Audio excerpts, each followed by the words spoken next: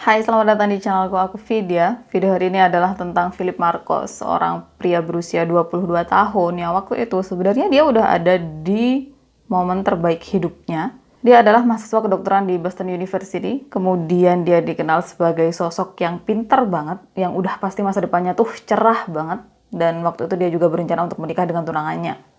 Tapi entah gimana, Philip justru ngelakuin sesuatu yang sebenarnya nggak perlu untuk dia lakukan. Jadi dia ngelakuin sesuatu yang kemudian merusak masa depannya dan hidupnya sendiri. Kemudian kasus ini bakalan ngebahas tentang diri, jadi nanti kalau kalian misalkan nggak nyaman tentang bagian itu, kalian bisa skip. Nanti aku bakalan kasih waktunya kapan pembahasan tentang itu dimulai dan berakhir.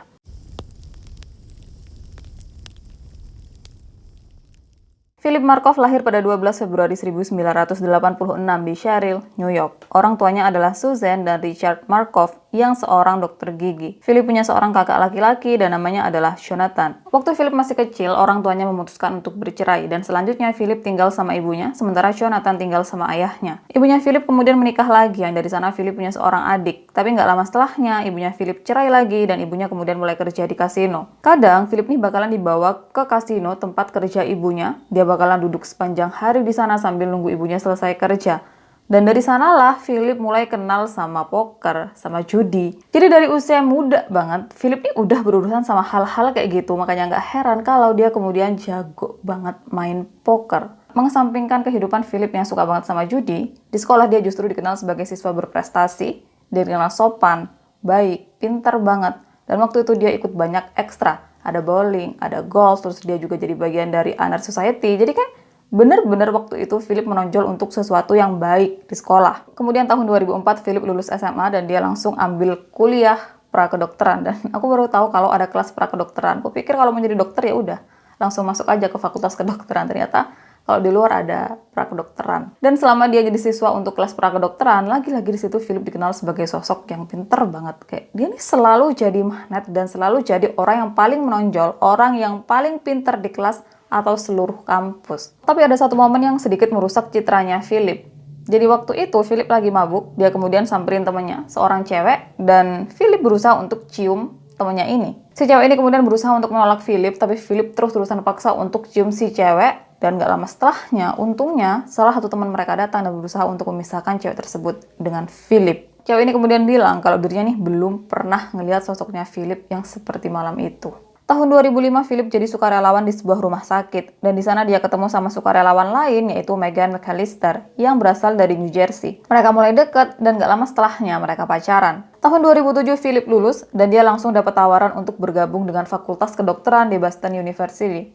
Megan, dia cukup kesulitan di bagian ini karena dia nggak sepintar Philip, dan satu-satunya tempat yang menerima dia adalah kampus yang berlokasi di Karibia. Jadi saat itu Megan harus memilih apakah pendidikannya atau Philip. Dan akhirnya Megan memilih Philip. Dia kemudian ikut pindah ke Boston karena dia ngerasa kalau dirinya ngelihat masa depan dirinya bareng sama Philip. Dan emang gak lama setelah kepindahan mereka ke Boston, Philip lamar Megan. Dan setelahnya mereka berencana untuk menikah pada 14 Agustus 2009. Dan sampai sini semuanya kelihatan benar-benar sempurna banget untuk Philip. Dia punya kehidupan yang menyenangkan. Dia adalah seorang siswa dengan masa depan yang menjanjikan. Dia bakalan jadi seorang dokter yang berbakat. Kemudian di sampingnya bakalan ada istri yang selalu mendukung dan cinta sama dia. Semuanya benar-benar sempurna. Tapi entah kenapa justru Philip hancurin. Sekitar waktu Philip sama Megan tunangan, Philip mulai mendaftar untuk situs web dewasa. Dia kemudian bilang kalau dirinya nih tertarik sama masokisme, homoseksual, laki-laki yang berpakaian kayak cewek, transgender. Kemudian secara khusus, Philip bilang kalau dirinya memiliki keinginan untuk mendominasi saat berhubungan, tapi nggak keberatan kalau seandainya bereksperimen dan dirinya jadi pihak submisif. Aku juga nggak punya masalah sama sekali dengan orang yang memiliki ketertarikan kayak Philip. Sama sekali aku nggak ada masalah, meskipun agama aku melarang. Tapi udahlah ya, aku balikin lagi itu balik ke pribadinya, ke pribadi orang tersebut dengan keyakinannya. Jadi kayak terserah. Tapi masalahnya di sini, Philip waktu itu berhubungan atau dia lagi tunangan sama Megan dan mereka berencana untuk menikah. Kok bisa-bisanya dia ngelakuin hal itu coba? Dan salahnya tuh di situ buat aku. Karena kalau dia emang tertarik sama hal-hal kayak gitu, nggak seharusnya dia mengikat seorang cewek yang punya pandangan untuk menikah sama laki-laki yang lurus, laki-laki yang nggak macem-macem. Dan entah kenapa hal kayak gini tuh banyak dilakuin. Kamu tertarik sama laki-laki tapi kamu nikahnya sama cewek untuk status, cuma untuk status kayak. Buat apa? Kenapa? Coba. Kenapa kamu nggak berusaha untuk jadi dirimu sendiri? Kalau emang kamu nggak tertarik sama cewek, kenapa harus nikah sama cewek, ya kan? Dan waktu Philip masuk ke dalam web ini, dia mulai kirim-kiriman pesan sama orang lain. Dia juga kemudian mulai posting-posting fotonya, foto dadanya nggak pakai baju. Dia bahkan posting foto alat pribadinya yang lagi berdiri. Ngerti kan maksudku? Aku nggak punya kata-kata lebih halus lagi. Kalau kalian nggak ngerti artinya, tanyalah sama orang yang lebih dewasa di sekitar kalian. Terus lagi, selama memakai situs dewasa ini, Philip ini berusaha untuk ketemu sama orang-orang yang diajak ngobrol di situ, tapi nggak ada satupun yang berhasil. Makanya Philip kemudian beralih dengan memakai Craigslist. Craigslist adalah Sulit banget ya ngomongnya dari aku. Craigslist adalah sebuah situs iklan yang di sana kamu bisa mengiklankan apapun, kamu bisa menjual apapun, termasuk kamu mengiklankan lowongan pekerjaan. Kalau kalian ingat kasusnya Susan Monica, dia tuh mengiklankan pekerjaan lewat Craigslist. Dan di Craigslist ini kalian bisa mengiklankan apapun, termasuk jasa layanan dewasa.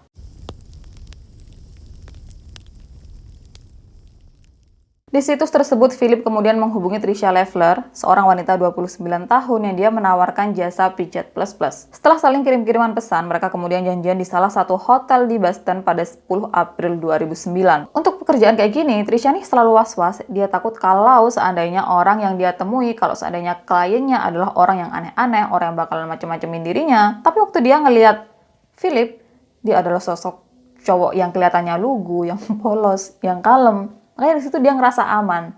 Tapi setelahnya dia harus belajar lagi gimana caranya menilai seseorang. Jadi awalnya Philip pakai sarung tangan. Terus setelah mereka ada di dalam kamar hotel, Philip langsung keluarin pistol, dia todongin itu ke Tricia. Dan Tricia tentu aja takut. Di situ Philip kemudian bilang, kalau kamu nurut gak bakalan ada kejadian atau hal-hal apapun yang buruk. Philip kemudian ambil zip ties yang udah dia siapin. Dia kemudian ikat tangannya Tricia ke belakang. Dan setelahnya dia ambil dompetnya Tricia. Dia ambil semua uang, juga kartu debit dan kreditnya Tricia. Selanjutnya Philip ambil HP-nya Tricia. Dan dia hapus nomornya yang ada di HP Tricia. Yang mungkin waktu itu dia pikir dengan menghapus nomornya di HP Tricia, itu bakalan menghapus jejaknya, kayak nggak ada lagi yang bisa melacak keberadaan dirinya atau siapa dirinya. Kemudian setelahnya, Philip ambil underwear-nya Tricia. Tapi, dia dengan sopannya bilang sama Tricia, aku boleh ambil dalemanmu? Dan Tricia dengan keadaan kayak gitu, terus ditanya sama Philip kayak gitu, kayak ya udah, ambil aja gitu kan. Jadi selama semua proses itu berlangsung, Philip ini benar-benar tenang dan sopan banget. Dia nggak pernah meninggikan suaranya, dia nggak pernah ngebentak Tricia. Semuanya benar-benar dia lakuin dengan sopan. Setelah lakuin apapun yang Philip mau, Philip kemudian bawa Tricia ke kamar mandi, ikat tangannya Tricia di sana, dan tutup mulutnya pakai lakban. Terus setelahnya Philip pergi. Nggak lama setelah kepergian Philip, Tricia berhasil melepaskan diri dan dia langsung keluar kemudian minta tolong. Tricia melaporkan hal ini ke polisi dan waktu polisi melakukan pengecekan, si pelaku yang adalah Philip, dia nih sama sekali nggak menutupi jejaknya. Jadi waktu polisi cek CCTV, sosok Philip bisa terlihat jelas. Dia sama sekali nggak pakai masker atau topi untuk menutupi wajahnya, yang kayak seolah-olah dia yakin banget kalau nggak bakalan tertangkap. Terus kalau kalian ingat tentang bagian Philip yang ambil HP-nya Tricia untuk hapus nomornya, selama dia sentuh HP-nya Tricia, Philip lepas sarung tangannya. Kemudian waktu Philip pasang lakban di mulutnya Tricia, dia juga lepas sarung tangannya. Dan kenapa dia ngelakuin itu kalau dia nggak mau ketahuan coba? Kayak ini bener-bener konyol banget toh. Maksudnya dia pakai sarung tangan untuk menyamarkan identitasnya. Tapi waktu dia sentuh dua barang itu, dia justru lepas sarung tangannya. Aneh nggak? Amatir banget ya kan? Dan jelas aja dari dua hal tersebut, polisi kemudian menemukan sidik jarinya Philip. Nggak lama setelahnya, Philip kembali pakai web Craigslist dan dia menemukan iklan dari Julissa Brisman yang menawarkan pijat plus-plus juga. Mereka mulai chattingan dan memutuskan untuk ketemuan pada 14 April 2009, 4 hari setelah Philip merampok Tricia. Sedikit informasi tentang Julissa, dia nggak kerja sendiri karena dia tahu kalau pekerjaan ini nggak aman, jadi ada satu orang temannya yang selalu memastikan kalau keadaan Julissa bakalan baik-baik aja selama dia ketemu sama kliennya. Dan juga Julissa punya ilmu bela diri atau dia tahu gimana caranya melakukan perlawanan andai dirinya diserang. Jadi saat itu Julissa pikir kalau semuanya bakalan baik-baik aja dengan pekerjaan ini. Balik ke momen waktu Philip akhirnya ketemuan sama Julissa di sebuah hotel. Ternyata hotel tempat mereka janjian itu tuh bener-bener deket banget dengan hotel tempat janjian Philip sama Trisha 4 hari sebelumnya, cuma berjarak sekitar 1 blok. Jadi Philip benar-benar seberani itu. Dia kayak nggak pernah mikir kalau dirinya bakalan ditangkap. Kemudian, beda sama Trisha yang dia dilepaskan sama Philip begitu aja, atau dia yang bisa menyelamatkan diri. Julissa, dia justru Philip tembak sampai meninggal. Julissa ditemukan dalam keadaan setengah telanjang, underwearnya penuh sama darahnya. Kemudian waktu para medis sampai, sebenarnya saat itu Julissa masih hidup. Tapi waktu dia udah sampai rumah sakit, nggak lama setelahnya dia kemudian meninggal dan nggak bisa diselamatkan lagi. Hasil dari otopsi, tengkorak Julissa retak di beberapa bagian karena dipukul dengan senjata berkali-kali. Yang kemungkinan dia dipukul berkali-kali dengan gagang pistol. Kemudian yang kedua, luka tembak Julissa ada 3 di dada, 1 di perut, dan 1 lagi tepat di jantungnya. Yang ketiga, tubuh Julissa penuh dengan memar, dan yang keempat, di bawah kukunya Julissa ditemukan DNA pelaku. Dari hasil otopsi, dimungkinkan kalau Julissa sempat melakukan perlawanan. Kemudian waktu polisi menyelidiki kasus ini, mereka cek CCTV hotel. Di situ mereka kaget karena sosok yang mereka lihat sebagai penyerang Julissa adalah orang yang merampok Trisha 4 hari sebelumnya. Jadi lagi-lagi di sini Philip tertangkap CCTV dengan jelas karena dia sama sekali nggak berusaha untuk menutupi wajahnya. Kemudian untuk memastikan apakah orang yang merampok Trisha dengan orang yang menembak Julissa adalah orang yang sama, polisi menghubungi Trisha dan di situ mereka menunjukkan sosoknya Philip yang tertangkap kamera CCTV setelah dia melakukan penembakan ke Julissa. Dan tanpa pikir panjang, Trisha langsung mengiyakan kalau itu adalah sosok yang sama. Terus kalau kalian bertanya-tanya, kenapa polisi masih belum bisa menangkap Philip sampai hari keempat, sampai dia bahkan udah melakukan kejahatan, padahal polisi punya sidik jarinya Philip. Balik lagi, kita lagi ngomongin suatu kasus yang terjadi pada tahun 2009. Mungkin waktu itu database untuk sidik jari tuh nggak selengkap sekarang, nggak secanggih sekarang. Atau mungkin pada saat itu nggak semua masyarakat sidik jarinya disimpan di database pemerintah. Jadi intinya dari semua hal apapun yang polisi miliki saat itu, bahkan sampai hari keempat, meskipun mereka udah memiliki sidik jarinya Philip, mereka masih belum mengetahui identitas Philip. Kemudian setelah polisi mengetahui kalau orang yang melakukan perampokan ke Trisha dan orang yang menembak Julissa adalah orang yang sama, polisi mulai menyebarkan atau menginformasikan tentang sosoknya Philip. Media cetak, media elektronik, di situ kemudian mulai banyak yang menyebarkan rekaman CCTV yang ada Philip di situ. Dan selama waktu ini coba kalian tebak Philip lagi ngapain? Dia lagi main poker. Jadi saat itu, Philip datang ke kasino setelah dia melakukan penembakan ke Julissa dan dia datang ke kasino dengan uang sebesar $700 yang uang tersebut berhasil dia lipat gandakan jadi $5.300. Terus kalau kalian ingat sama temannya Julissa yang dia selalu memastikan apakah keadaannya Julissa baik-baik aja atau enggak, setelah dia mengetahui apa yang terjadi sama Julissa, dia langsung menyerahkan rekaman riwayat obrolan antara dirinya dengan Philip. Jadi temannya Julissa nih bukan cuma sekedar bertindak untuk memastikan apakah keadaan Julissa baik atau enggak, tapi dia juga adalah orang yang bertanggung jawab atas pekerjaan Julissa. Jadi dengan siapa Julissa bakalan ketemuan, di mana mereka bakalan ketemuan, temennya ini yang ngatur. Makanya sebenarnya yang chattingan sama Philip adalah temennya Julissa ini. Setelah apa yang terjadi sama Julissa, kalau kalian pikir Philip berhenti sampai di situ, dia nggak bakalan ngelakuin hal itu lagi, dia nggak bakalan deketin cewek-cewek di Craigslist untuk dia rampok lagi, kalian salah.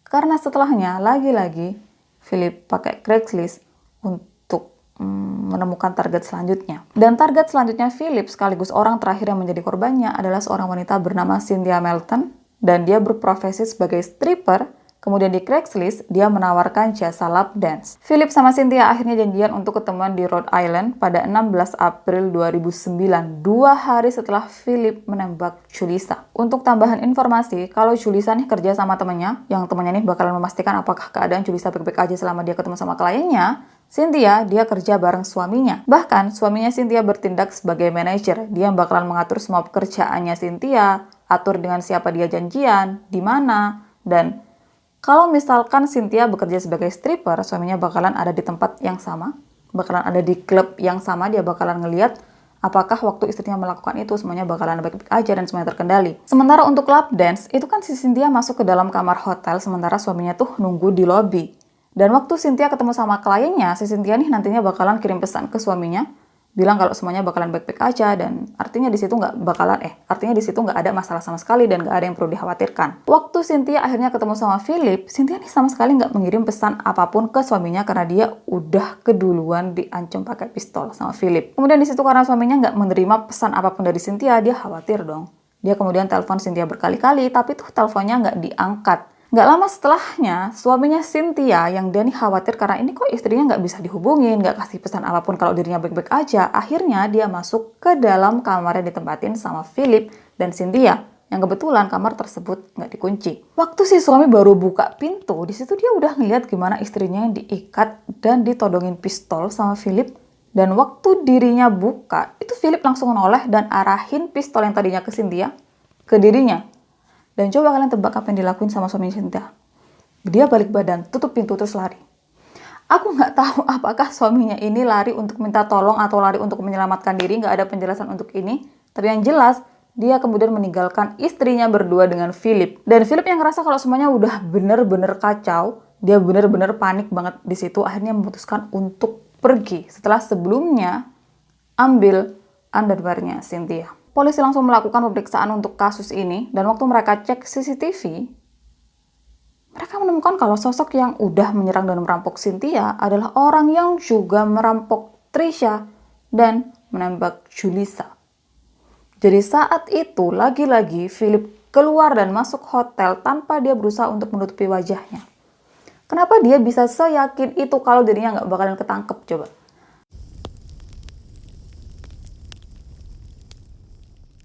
Aksi Philip untuk ketiga orang ini kan berlangsung kurang dari seminggu, dari tanggal 10 sampai 16. Dan selama waktu ini, polisi tentu aja udah melakukan pemeriksaan di sana-sini, termasuk HP para korban, sidik jari, alamat IP, situs Craigslist tempat mereka kirim-kiriman pesan sama pelaku. Dan di sini polisi akhirnya menemukan IP pelaku, yang mengarahkan mereka ke apartemen dari pasangan Philip Markov dan Megan McAllister. Polisi kemudian mulai cari tahu tentang latar belakang mereka berdua, terutama Philip. Polisi mulai cek Facebook, dan di situ polisi benar-benar shock karena Philip kelihatan kayak orang normal, kelihatan kayak orang baik. Dia kayak seseorang yang kelihatan tuh nggak mungkin bikin masalah apapun. Philip kuliah kedokteran di salah satu universitas terbaik. Terus dia juga dikenal pinter banget. Yang waktu itu dia bahkan langsung lulus di salah satu tes yang benar-benar sulit banget. Terus penampilannya juga good looking.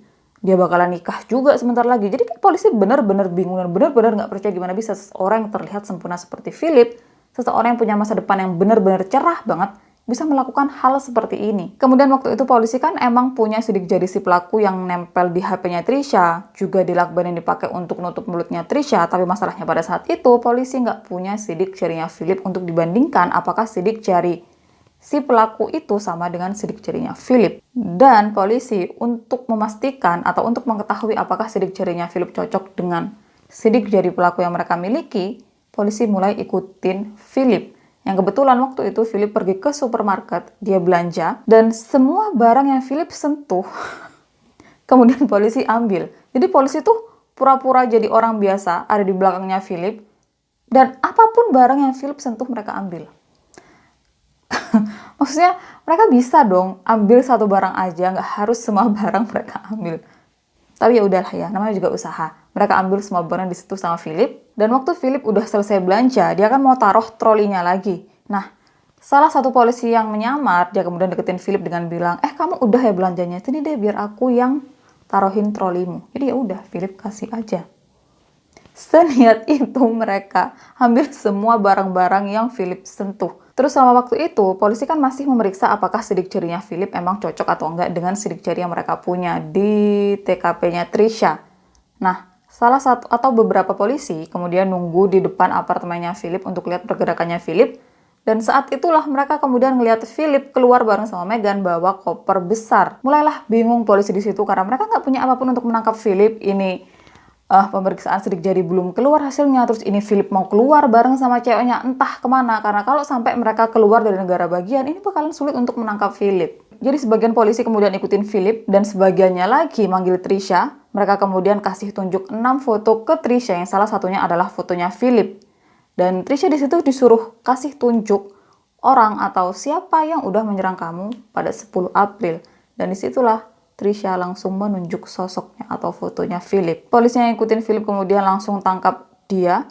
Dan selama penangkapan, Megan selalu tanya, ini ada apa? Ini kenapa? Gitu kan. Sementara Philip dia nggak ngomong apapun, dia langsung ikut polisi ke kantor polisi. Selama di kantor polisi, Meghan selalu bilang kalau polisi pasti salah, kalau Philip bukan orang kayak gitu, dia adalah orang baik, dia nggak mungkin sakitin siapapun. Dan Philip, dia justru bersikap diam, dia sama sekali nggak buka suara tentang apa yang sebenarnya terjadi. Polisi kemudian melakukan pemeriksaan di apartemennya Philip sama Meghan, dan hasilnya, polisi menemukan lakban dan zip ties yang cocok dengan lakban, juga zip ties yang ditemukan di korban-korbannya Philip. Yang kedua, waktu laptop Philip diperiksa, isinya mengkonfirmasi kalau dia memang adalah orang yang saling kirim-kiriman pesan sama Trisha, Julissa, dan Cynthia. Yang ketiga, polisi menemukan pistol yang merupakan senjata pembunuhan dan Philip benar-benar bertindak kayak di film-film. Jadi dia sembunyiin pistolnya di dalam buku. Dan kalau kalian mikir apakah Philip beli itu buku? Enggak, dia sama sekali nggak beli.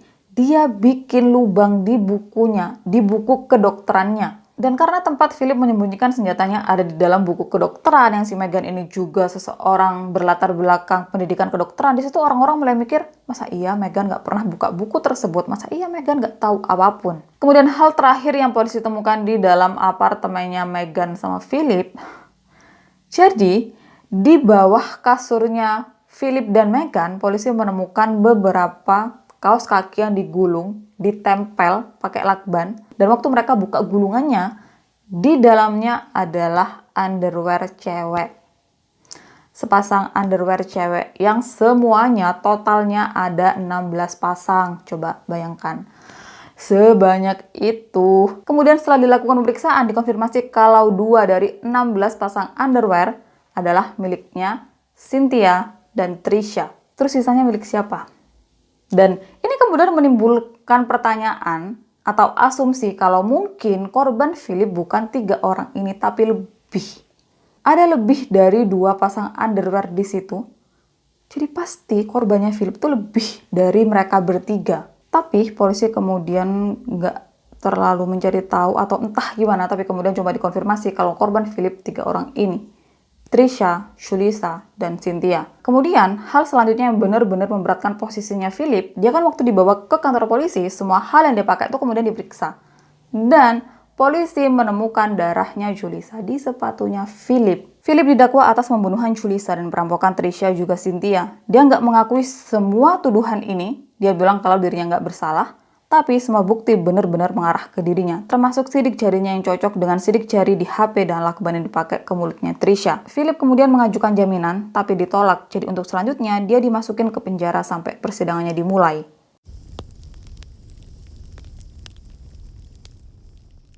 Selama waktu ini Meghan masih 100% percaya sama Philip kalau Philip nggak mungkin ngelakuin hal itu, kalau Philip adalah orang baik, sampai akhirnya polisi menunjukkan bukti-bukti yang mereka punya ke Meghan, dan disitulah Meghan kemudian kebuka matanya karena semua hal di depannya memastikan kalau emang Philip adalah pelakunya. Dan Meghan setelah dia mengetahui fakta kalau ternyata orang yang bakalan dia nikahin adalah orang yang benar-benar berbeda dengan apa yang selama ini dirinya tahu, dirinya kenal, Meghan akhirnya memutuskan untuk melanjutkan pendidikannya.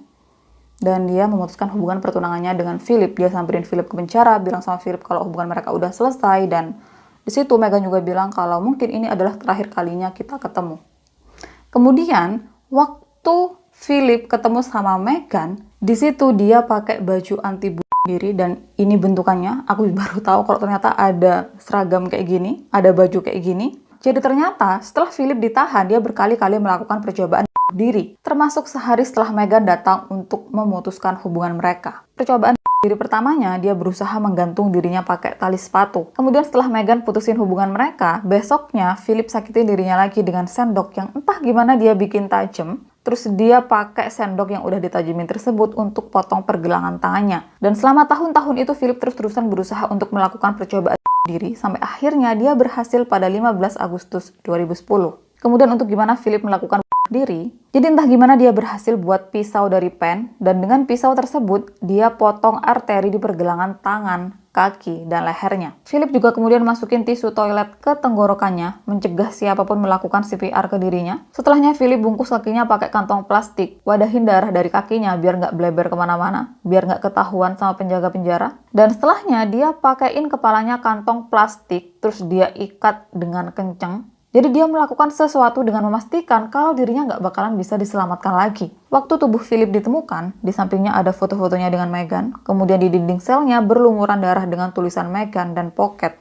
Pocket adalah nama kesayangan Philip untuk Meghan.